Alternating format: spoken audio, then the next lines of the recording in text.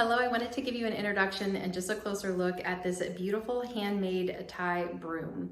This is so functional to use as a broom, but it is also so beautiful. These are handmade in Thailand by the locals, and they have such great detail. Look at the craftsmanship on here. This is a nylon thread, and it is absolutely stunning. It has a loop down here if you wanted to hang it on the wall. It is made out of this nylon thread, and then you have a bamboo grass, and then you have a Kong grass. This is so versatile to use whether you're going to be sweeping inside the house or outside. The measurements on this are 42 inches long, and then the broom is 16 inches across. I love the fact that it also comes with this bag, so when you're not using it, you simply can just put it in this bag, and this is also handmade.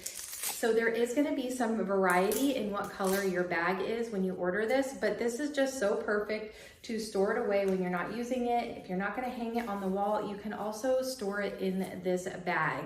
This would make a great gift either for yourself or for somebody else. I'm just super impressed with the quality and the craftsmanship of this. This is such a unique item. I think if you give this a try, you are going to be just as impressed.